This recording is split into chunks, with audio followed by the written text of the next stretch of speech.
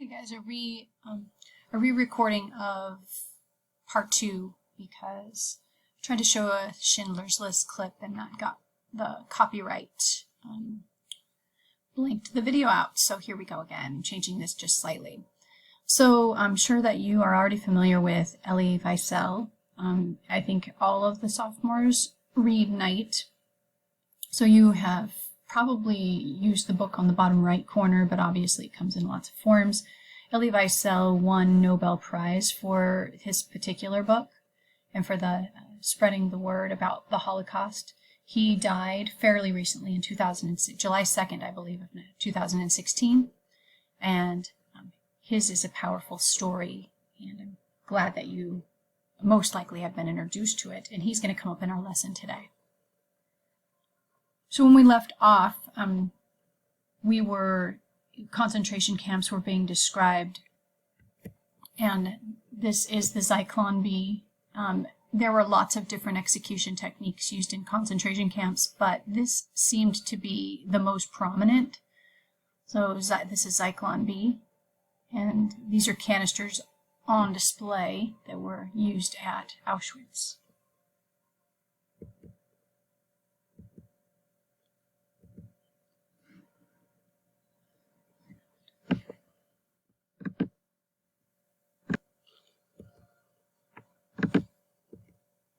Also on the bottom left is Elie Weisel visiting Auschwitz.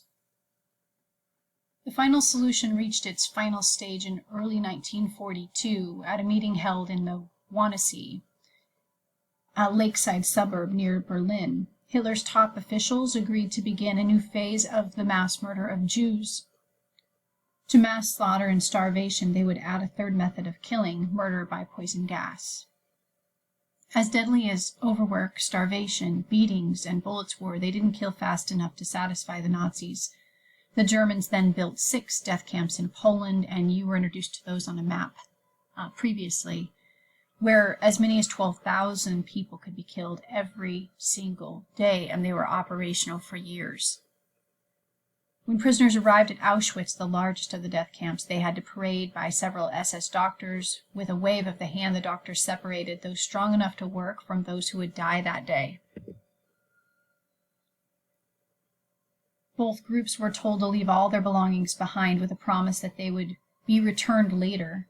Those destined to die were then led into a room outside of the gas chamber and were told to undress for a shower. To complete the deception, the prisoners were sometimes given a bar of soap. Finally, they were led into the chamber and poisoned with cyanide gas that spewed from vents in the walls.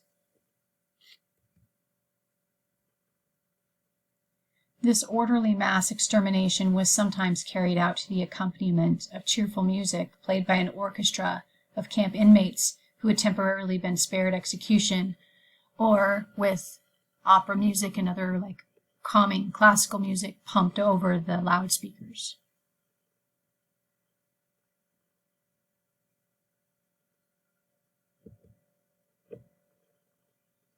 Those labeled as weak would die that very day. All inside were killed in a matter of minutes. Later, the Nazis would install crematoriums or ovens to burn the bodies.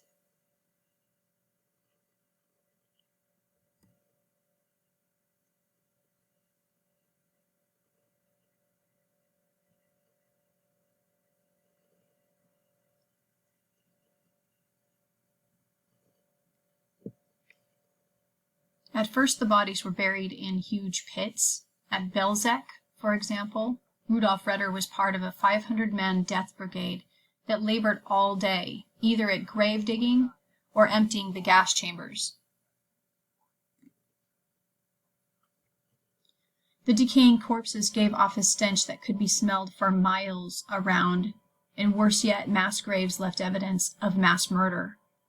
At one point in Schindler's List, I hope that you'll have a chance to watch it, the Nazis are ordered to dig up these mass grave sites and burn the bodies, so that, because as the Allies get closer to some of these camps, there's a ton of evidence lying around that this is happening. Something to think about is that the United States had been privy to the extermination camps and were flying missions over top of these camps and didn't bomb them. It's just something to think about.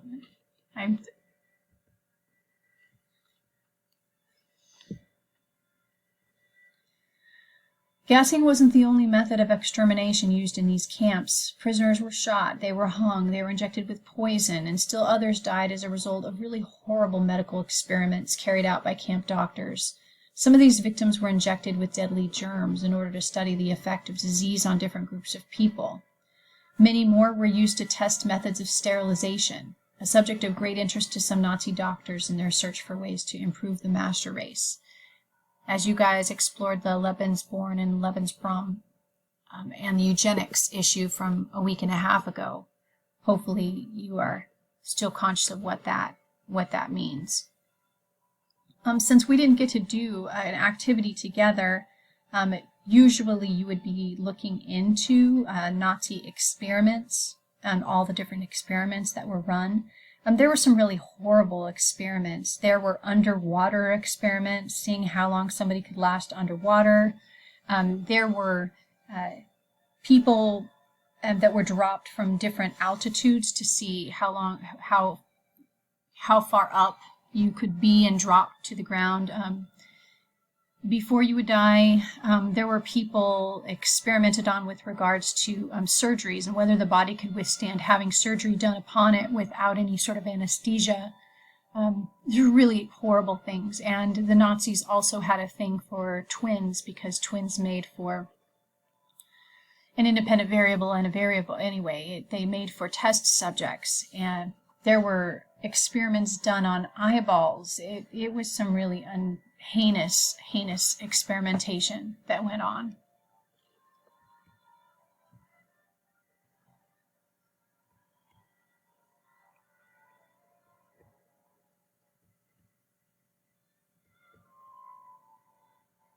An estimated 6 million Jews died in the death camps and in the Nazi massacres, but some people miraculously escaped the worst of the Holocaust. Elie Weisel, for example, is one survivor. The entire rest of his family were killed. He survived. Many had help from ordinary people who were appalled by the Nazis' treatments of Jews. Some Jews survived the horrors of the concentration camps simply by sheer will. For example, I used to have a lady named Magda who came, and she was taken to Auschwitz when she was 16.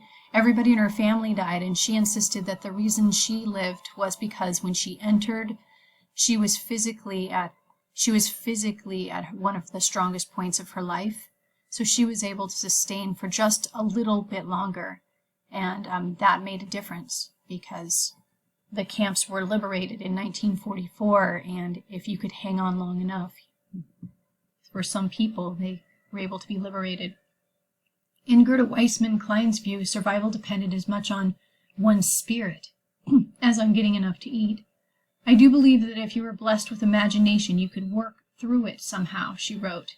If unfortunately you were a person that faced reality, I think you didn't have much of a chance.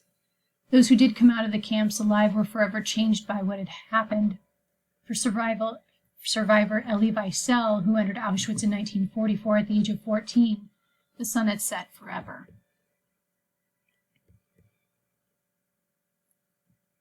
Elie, for example, says, "Never shall I forget that night, the first night in the camp, which has turned my life into one long night. And never shall I forget the little faces of children, whose bodies I saw turned into wreaths of smoke beneath a silent blue sky. Never shall I forget those flames which consumed my faith forever. And never shall I forget that nocturnal silence which deprived me for all of eternity of the desire to live. Never shall I forget these moments, which murdered my God and my soul, and turned my dreams into dust. Never shall I forget these things, even if I am condemned to live as long as God himself. Never."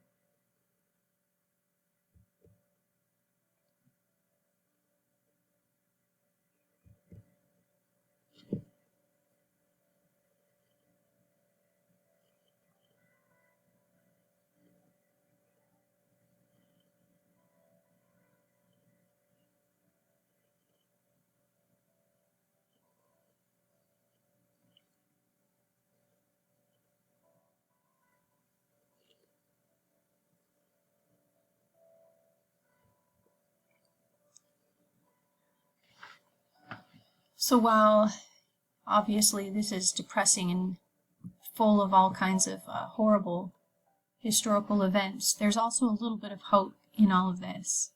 And I want to end by talking about that. So in Israel, there's a place called Yad Vashem, and it's a Holocaust memorial that recognizes almost 25,000 people for heroic acts, the things that people did to try to save Jews despite the dangers around it. So here's just a little bit about that, and this is Yad Vashem that you're looking at. A couple of images are going to pop up.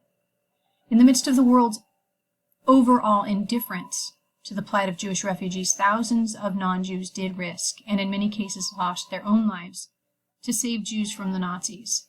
In recognition of such heroic efforts, the Israeli parliament, the Knesset, bestowed on these individuals the title of righteous Gentiles, or righteous persons. And as of the year 2000, there had been more than 17,433 individuals recognized for their courage and morality. And obviously that number is the more up-to-date number here, 24,356. A Portuguese diplomat named Aristides de Sousa Mendes, stationed in France, defied his government's orders and issued some 10,000 visas to Jews seeking entry to the country. A Swedish diplomat, Raoul Wallenberg, issued protective passports that allowed thousands of Hungarian Jews to escape the Nazi death camps. Even citizens of Germany lent a hand, and Sempo Saghara, Japanese consul in Lithuania, helped over 2,000 Jews to escape the Nazis' clutches, an act that cost him his career. In addition, Yad Vashem has a tree planted for some of those that are considered righteous, and Oskar Schindler, the main character in Schindler's List, is an example of somebody who has a tree. This is his tree.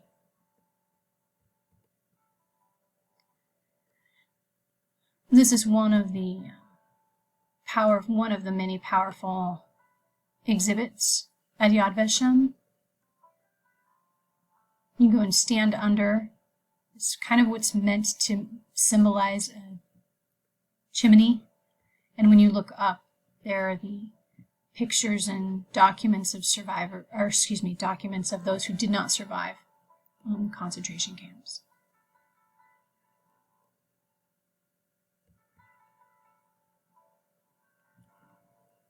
Please try to look and find Oskar Schindler and Schindler's List, but this is the real Oskar Schindler here. And one of the powerful parts of the movie that I tried to show you that got me copyright violated is this moment where he is told by somebody, he's crying and saying that he could have gotten more. He saved 1,000 Jews, 1,000 people. But at the end of his life, the end of the war, he was depressed and distressed because he thought that he could have gotten more if he had not wasted money. And he is told by his kind of right-hand man, his accountant, that he who saves one life saves the world in time.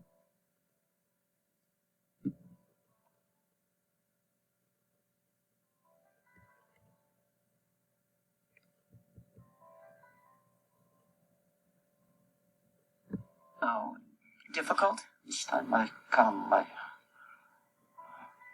try not to speak for a day or 2 or 3.